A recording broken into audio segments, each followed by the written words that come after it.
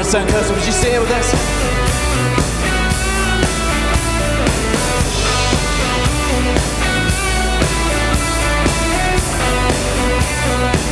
Let's see. And our God is with us, and we will not forget that you're fighting for us. Who can stop the work of your hands? Come on! And we've seen redemption at the heartbeat of our church, and we've seen addiction broken in the hope of your love. Broken in the hope of your love. Let's lift it up. So we rejoice,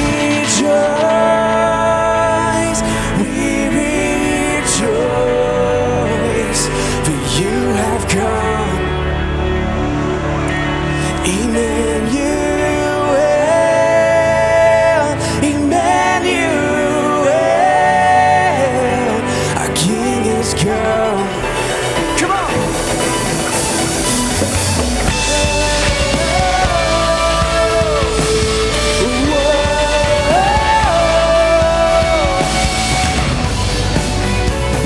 Saw us running, but you wouldn't let us go. 'Cause you saw our story ending in the arms of your Son. So we run into the arms of your Son. Hey, so we rejoice.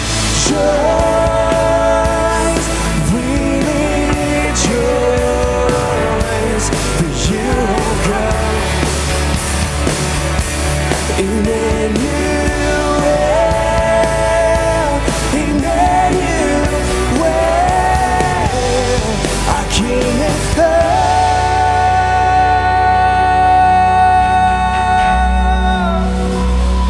And our King has come. Yeah. And our King has come.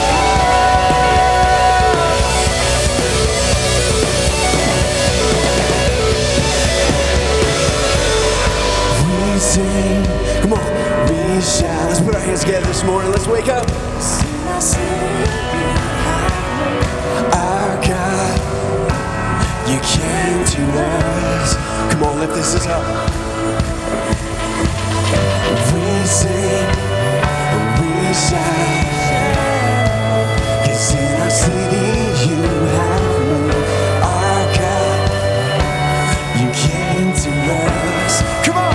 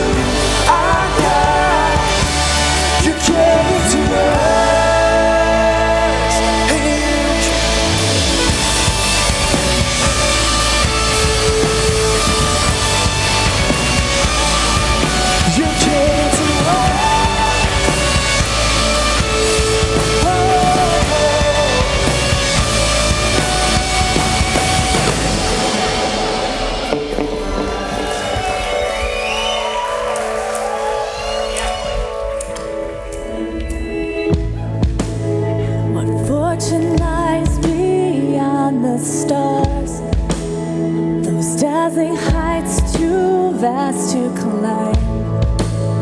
I got so high to fall so far, but I found heaven as love swept through. My heart beating, my soul breathing. I found my life when I laid it down. Upward falling, spirit soaring. I touched the sky when my knees hit the ground.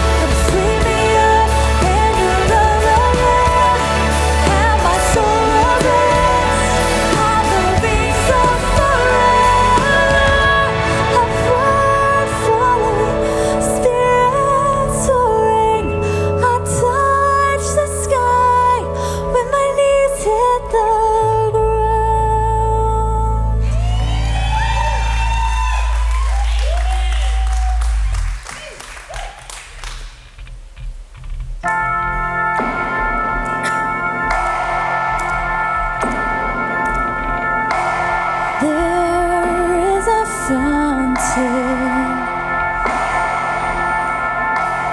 wrapped in a haze of light, flooded with goodness, rushing with words of life, and they heal to the bone. They're sweet to my soul, and I'm swept away.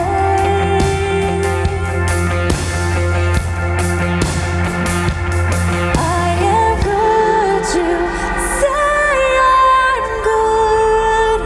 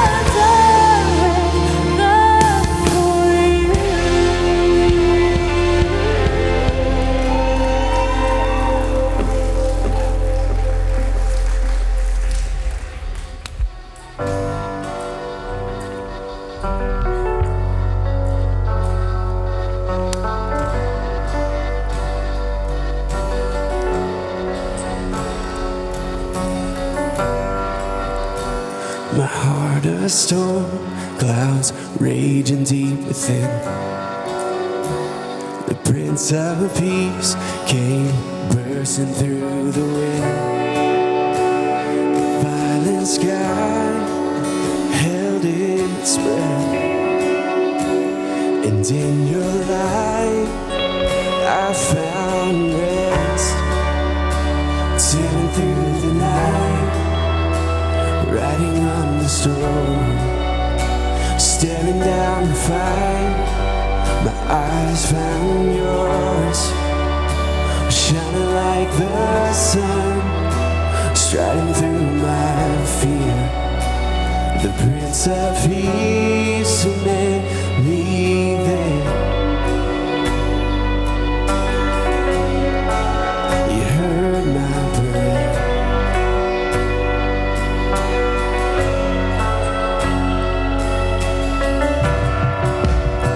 Hold like the sunlight piercing through the dark. The Prince of Peace came and broke into my heart. The violent cross, the empty grave, and in your light I found grace. Tearing through the night, riding on the storm, staring down the fight. My eyes found yours, shining like the sun, striding through my fear. The Prince of Peace met me there.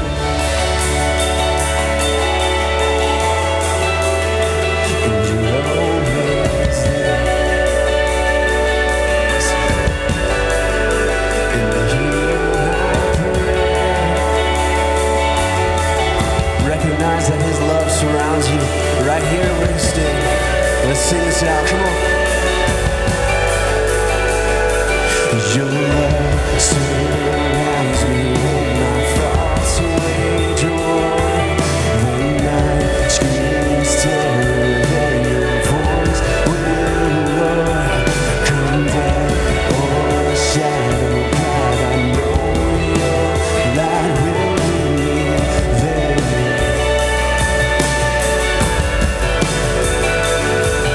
When fear comes knocking, there you'll be my God.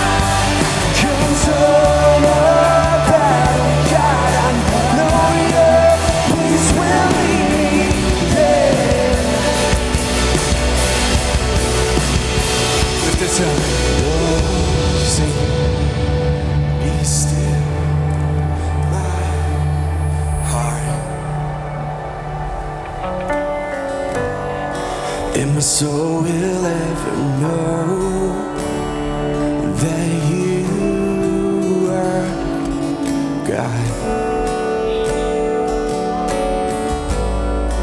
And you heard my prayer.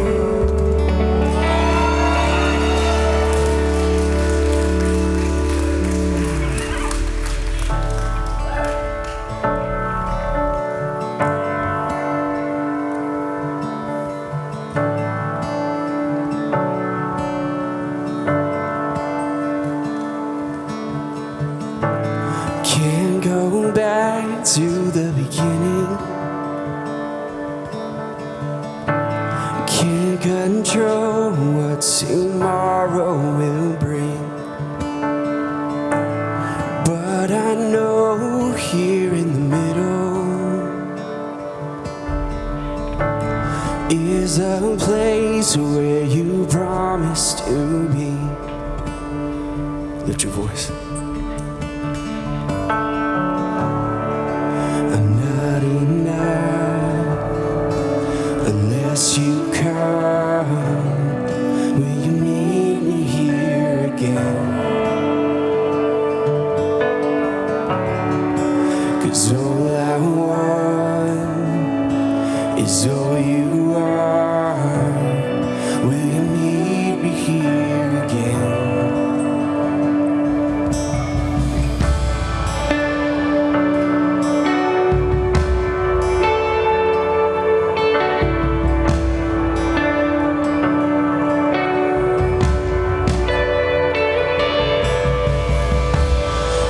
As I walk now through the valley, let your love rise above every fear. Like the sun shaping the shadow, in my weakness your glory appears.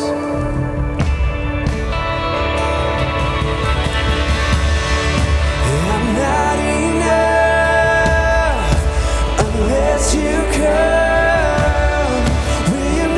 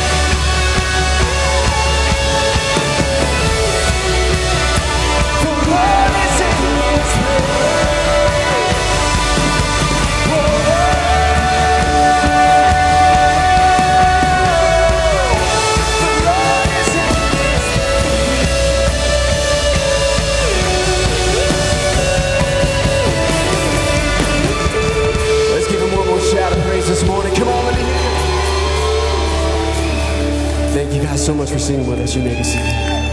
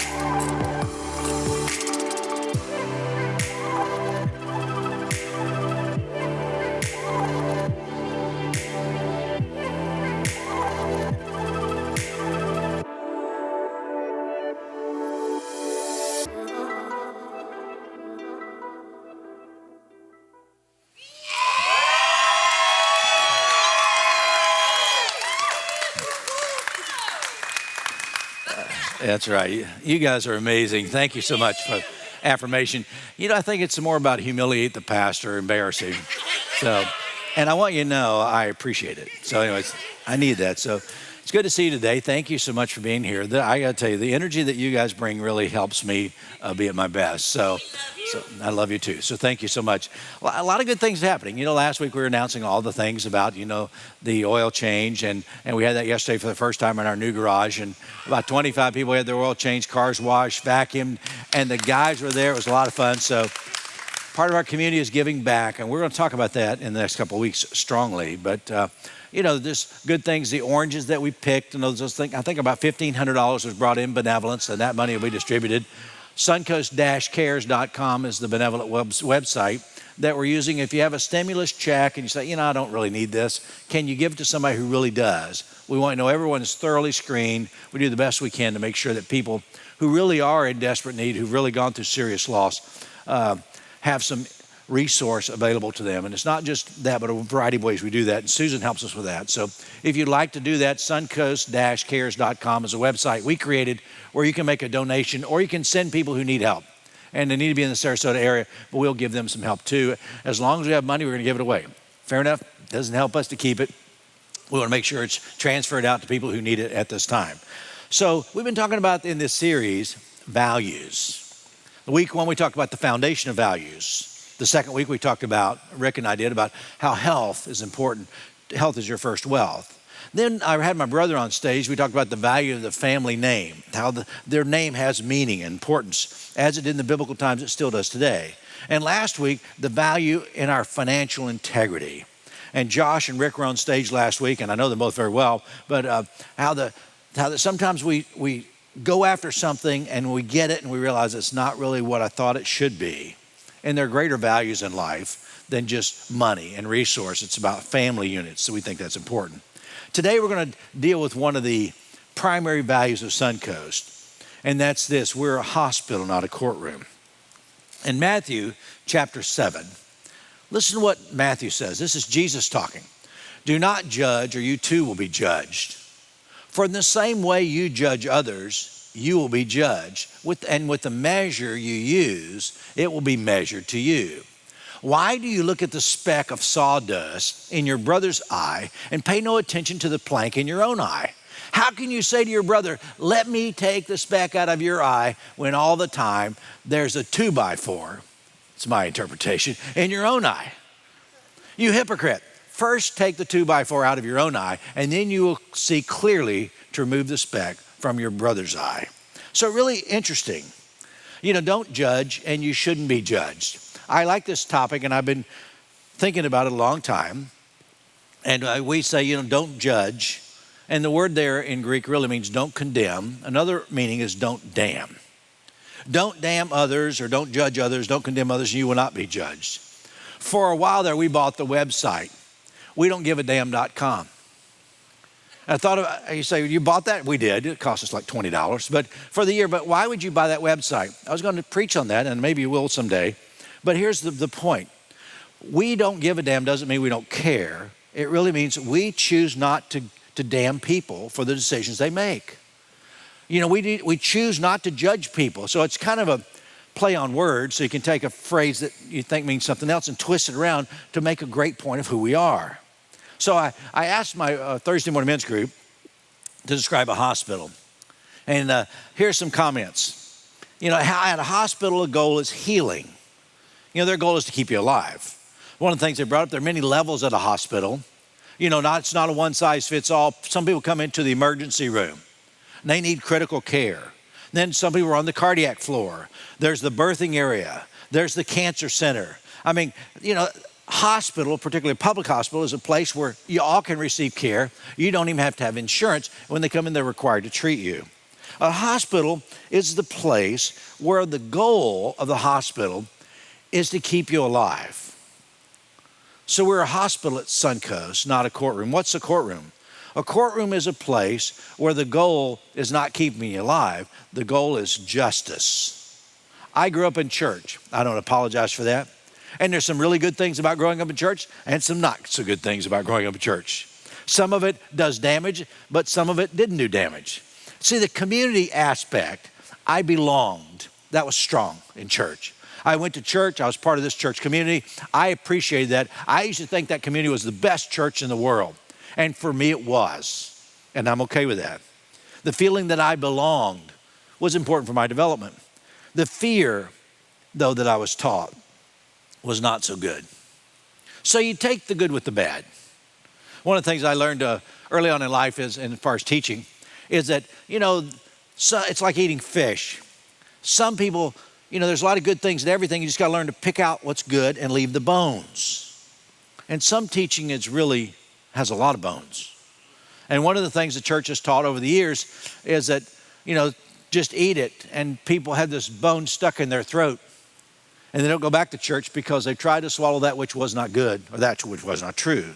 My role in my life is to make sure what you hear here has as few bones as possible. Not that it doesn't have some sometimes, but remember, some of you choke on the things I say on a regular basis, but that's not a bone. That's just the fact that it's hard to swallow some of the stuff. It is what it is. Thank you. Thank you for the affirmation again.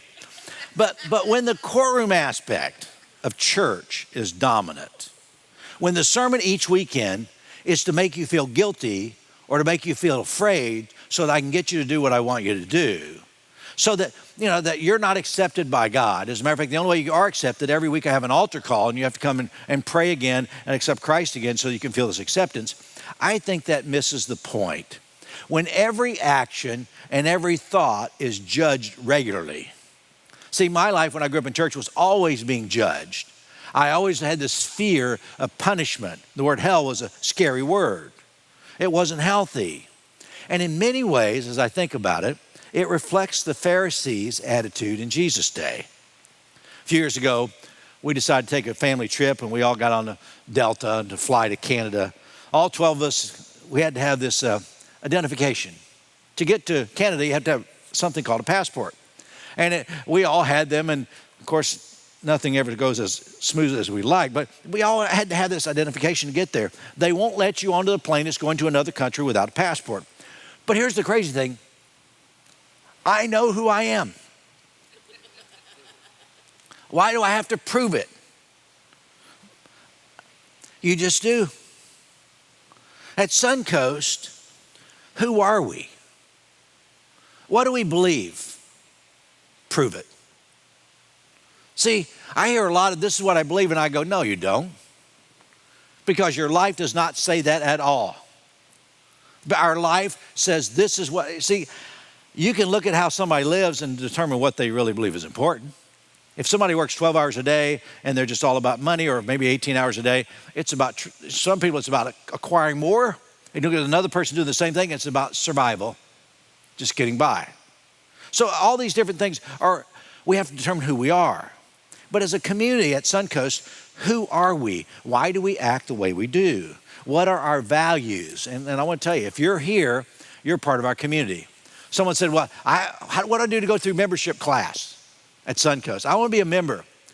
I go, we don't operate that way. You come 3 times, you're in. For some of you, 2. For some of you, 1. I mean, so what does it take? It's like being in a family. You come here, you show up. It's a family value. It's not like you have to check these boxes if you do this and give this much money and say this prayer or act this way or don't do this and don't do that. You can be a member here. If you come, you're part of our family. So who are we at Suncoast? Why do we act the way we do? I've been asking myself that question quite a while. And why do you act the way you do is a good question. But I think it comes back ultimately to our priorities and our values. Why are we here? Why does Suncoast exist as a church community? And let me give you some explanation or some answers. Suncoast exists, I think, because people matter. Because life is precious. We open our doors each weekend and invite people to attend because I think people need hope for the future. Because people matter, because life is precious, because we are people of hope. We're a community. How do we help people? You know what I want to do? I want to inspire you to be the best version of you that you can be because you're a child of God and you're loved of God. I want you to look within and see, hey, God loves me the way I am. And if there's any inspiration or any encouragement, it's to follow the teachings of Jesus. I don't need to be like Larry. Aren't you relieved? See, I struggle enough to be me. But I want to follow Jesus. I want to pattern my life after his teachings. And what is that teaching? It's to love people, to not get caught up in the nonsense of judging and damning and condemning, which is what the Pharisees have done and what some traditional churches have done. See, we need community. You know, we're communal beings, and we have a greater impact as a community. We do some things as a community that would be very difficult for you to do by yourself. For example, some of you could, but not everybody could change the oil in your car. And not everybody could change the oil in your neighbor's car. And maybe you could do it, but it'll be a little more hassle. Not everyone has a garage with a couple of lifts and, the oil pumps and the oil filters. And before I go on, I want to say, and I hope he's watching today, there's a guy by the name of Ernie who owns the Napa stores in Sarasota. When he found out we were doing this, he said, I want to provide all the oil and all the filters for what you do free of charge. So I'd say this is, if I were going to buy an auto parts, where would I go? Napa, exactly. Even if it's a little farther, 2 blocks farther, we go to Napa because we believe in supporting those who support us because he doesn't have to do that. But out of his goodness of his heart, he wants to do that. So we're a community. We do things together that we couldn't do by ourselves if we're good not to the impact. But when community is lost, there's something missing. Church, community is important in our society. It's important in our culture. Church community is important in our personal development, getting along in community, sharing values, common ground. See, without community, we'd be more isolated. And folks, in the last year, 2020, we were isolated more than I've ever been in my life. I mean, no gatherings for 5 months in a community setting, just online type stuff. But when community is absent, we miss something. Without community, we get more isolated. Sometimes we get more hostile. Sometimes we get a lot more impatient toward those around us. It's more difficult to be annoyed and honk at somebody in traffic when they go to church with you. I pulled up, one of the guys, he's not here today, but I pulled up behind somebody one day going north on Cattleman, and I saw the Suncoast sticker. It's a pickup truck. I recognized his truck. And I pulled up beside him, and I beep. And I rolled down the window, and he looked at me with not a very happy face. I thought he was going to give me one suggestion, but he didn't. And I looked over there, and I smiled, and he goes, oh. It's amazing how that people you're a lot more tolerant with, right? And you say, why'd you do that, Pastor? Because I'm naughty. But sometimes we act better. For me, I actually act worse in community, but that's a different story. But how do we avoid a dysfunctional community? And how do we become part of a healthy community? First, we need to discover what a healthy community looks like. And second, we need to connect within that community. At Suncoast, we do many things to help our community. It's not just about the cars we've given away, and we have given away 5 this year. So a lot of cars are given away, oil changes. We're going to talk about that in a couple weeks. It's not about partnering all those who do great work. I would suggest a healthy community has some identifiers, some values. And our first value, we are a hospital, not a courtroom. If you look in the Old Testament, Deuteronomy and Exodus, you can find this. There are 10 commandments. And here's the commandments. Listen carefully. Thou shalt not have any other gods before me. Thou shalt not make any graven image. Thou shalt not speak the name of the Lord your God in vain. Thou shalt remember the Sabbath and keep it holy. In other words, no working. Thou shalt honor your parents so that you're going to live long. Thou shalt not kill. Thou shalt not commit adultery. Thou shalt not steal. Thou shalt not lie. Thou shalt not covet. Now, what I want to point out is 8 of these are thou shalt nots.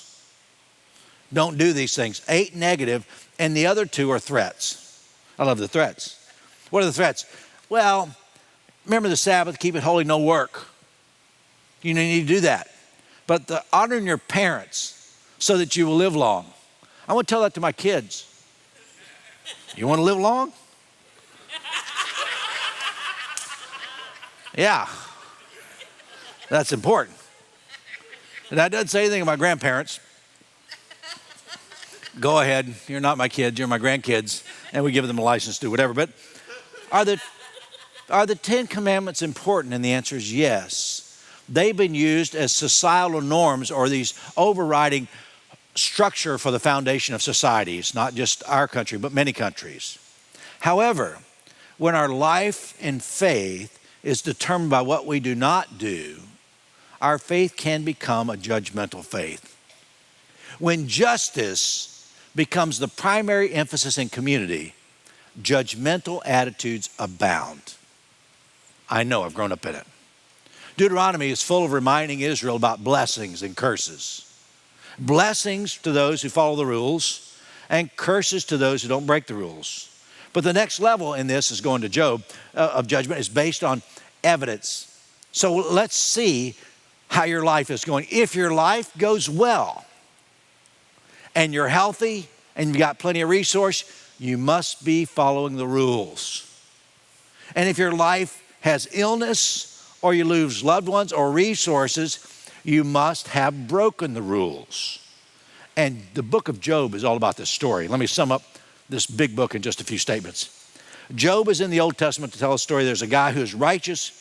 He has terrible things that happen to him. He loses his family, his wealth, and his health. His judgmental friends, Eliphaz, Bildad, and Zophar. 3 guys named Zophar, so good, right? Those 3 guys. They come to help Job in his sorrow. And you know what they say? Job, you deserve it. We look at your life and we can determine you have broken the commands, you've broken the rules. You've lost everything, which indicates you have a problem. And according to the principles in Deuteronomy, this negative result, this calamity is your fault. The end, whatever's going in your life, determines the way you've lived your life. His friend said, Job, it's clear you're guilty. The evidence is obvious. Your pain reveals your disobedience. Follow the commands, the rules, or face the consequences. Since you're shamed, you're guilty, you're not in community, it means no matter how much you say you didn't, you broke the rules. But you know what Job teaches? Our suffering is not because of disobedience. You know that bad things happen to very good people. I've been at the bedside of people I'd consider saints and seen things happen. You can go back, maybe parents and grandparents, I can do that, and look at Becky's grandparent, who I thought was just a saint. This lady, I was at her house one day, and I told you this before, in Kansas City, and back in those days, I was in graduate school, the mailman in Kansas City would come to, the mailbox were in the back door, not the front door. And the guy would come through every backyard, no fences were allowed, and he'd pick up the mail. And a little slot this big on the back of your house. And as the mailman's coming, I see on her little kitchen table, I'm over there having lunch because she invited me over and I was a student and I loved going there to eat. And these 2 letters on the table. And I said, Grandma, here comes the mailman. You need to put these letters out. I put them out. She goes, no, honey, don't put those out. I've already put out 2 and that poor guy has enough to carry. I never put out more than 2 a day. And I thought, that's crazy. And I began to say, well, What a thoughtful, considerate thing to do. And I began to say, are you that considerate? I go, no, I'm not. I mean, I'd give them, dumbbells to ship somewhere. But that's not who she was.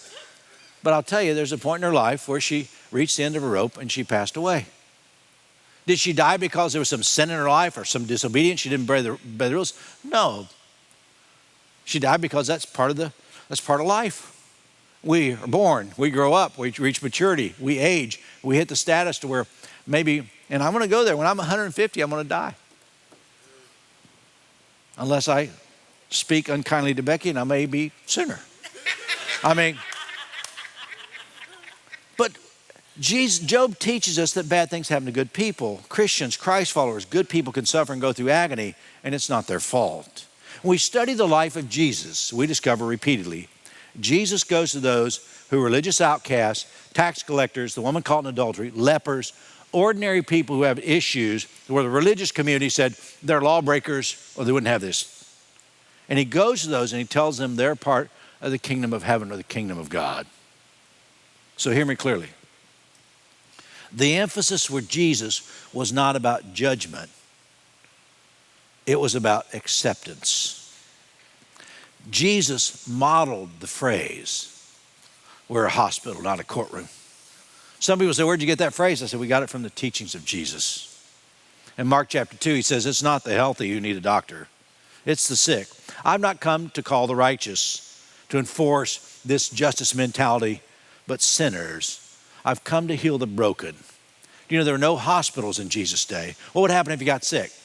Well, they had some elders, some older guys with wisdom had been around and said, when we see this, we do that.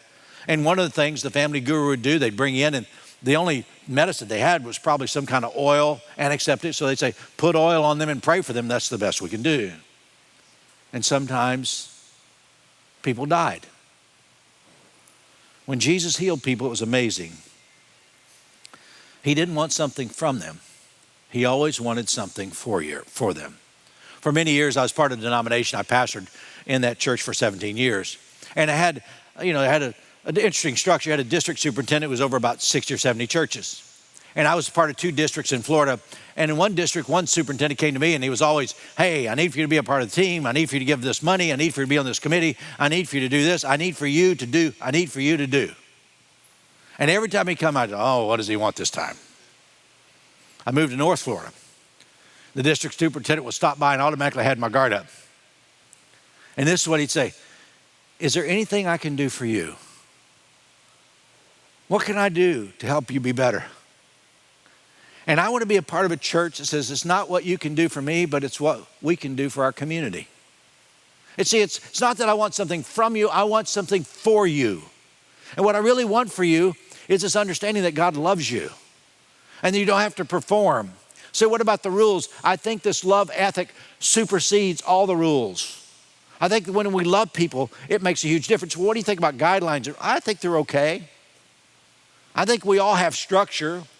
We have things we know what we should do or shouldn't do. But when that dominates me, I miss the most important thing. We want to be a place where people are cared for and helped. We want to be a place where people feel better and get better. We want to be a place where everyone is welcome, even those like a hospital, even those without insurance. Our primary value, we're a hospital, not a courtroom. We're a hospital for those hurting rather than a courtroom, those standing in judgment, condemning our friends. So let's talk about court for a minute. You ever been to court? You ever got a traffic ticket?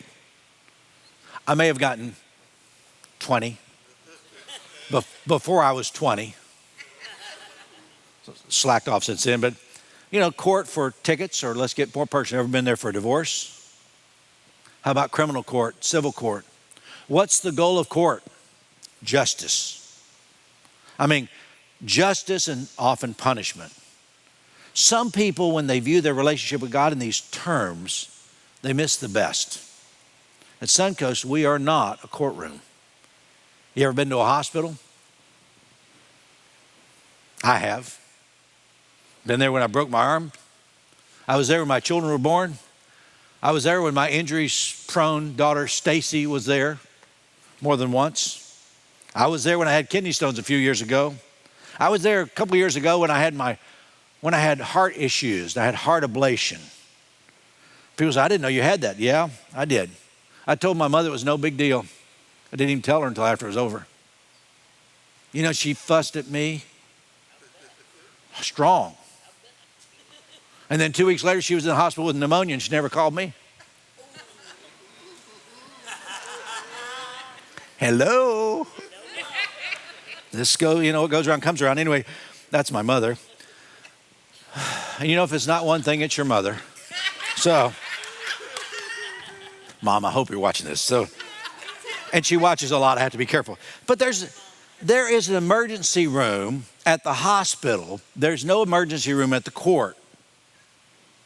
At Suncoast, we want to be a safe place, a place where Jesus is who we are, not justice, but healing and acceptance. So 3 thoughts I want to give you today. 3 points. You ready? These are going to come in a hurry. Number 1, a life judging others is often lonely. It's human nature to judge. At Suncoast, we choose not to judge. But we do that by putting people in categories. What do you mean like categories? Like this category, oh, he's a preacher. Last week I was introduced by my cousin to some guy. Oh, he's a preacher. And I go, don't introduce me that way. Because a lot of preachers I don't want to identify with.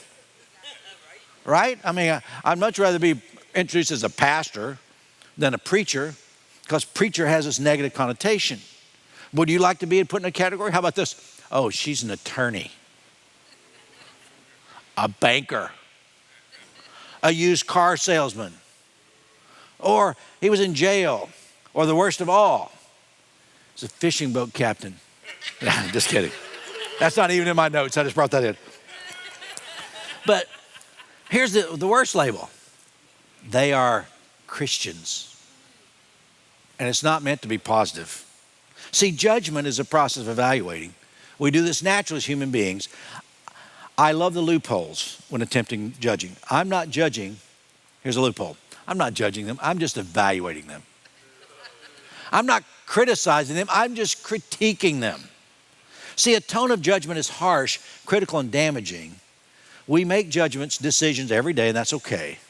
But when you and I put others in a category, when we stereotype people, we judge them. See, I don't want to be judged by one action or even 2 actions. I want people to give me the benefit of the doubt. Which leads me to the second point today, and it's this. We should strive to be a part of the solution. Make sense? I think that's important. The solution is not shining the light on the issues of others, but valuing others in such a way in the community. Being there and criticizing is not helping. Being there and listening is better. See, what people are looking for is not someone to correct us, to fix us, to give us that wonderful advice that you have. There's a term, unsolicited advice, I try to live by. If you don't ask my advice, I try not to give it to you. That doesn't mean I don't, but I try not to. See, and I remember the guy, his wife put her hand on his arm. She said, look, I don't want you to correct me. I don't want you to fix me. I just want you to listen. Good advice. Being there and criticizing is not helping, which leads to the last truth, and it's this. Empathy is better received than criticism. Wouldn't you rather have someone listen to your heartache than give you all the answers? See, I go through this thing, and would you rather have someone listen or criticize?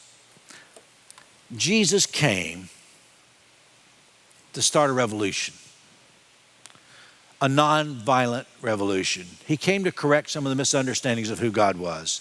He didn't do it through hatred. He didn't throw stones. He hurt along with those who were hurting. He simply loved with his life and actions. See, he displayed the truth that hospital is more important than judgment. Welcome to Suncoast. We're trying the best we know to follow the teaching of Jesus, and I thank you for being part of our community. Let me pray for you. Father, thank you for your love and grace. Thank you for this teaching today. There's so much more that we have to say, but would you whisper to our hearts in the way that only you can, that here we are loved, we're accepted, and we are free. Open our hearts to more of you, we pray. May we be an example of the love of Jesus to our world. In his name, amen. Would you stand, please? I'll tell you a story in closing. Recently, a couple of weeks ago, a friend of mine and yours, who was part of Suncoast for many years, he was sentenced to 20 years in prison. He's been doing drugs for this whole amount of time, and it wasn't for one thing. It was this accumulation of crimes that he committed to buy drugs for his addiction. Now, I've known this guy over 20 years. I believe he's a good person. I think he needs help. But his punishment from Sarasota County court system was not, they're not trying to rehab you there. They said the goal of the court is justice. And I understand how justice works. And he was sentenced for all the things he'd done over many, many, many years. When our understanding of God views him as the universal judge, to judge all humanity based on the rules broken, we've missed the essence of what Jesus came to teach us. What did he come to teach us? It's not about justice. It's not about him being the judge or the punisher. The overall thing that Jesus wants to teach us is that God is the loving Heavenly Father. I'm just here to remind you, he loves you today as you are, and so do I. God bless. Thanks for coming.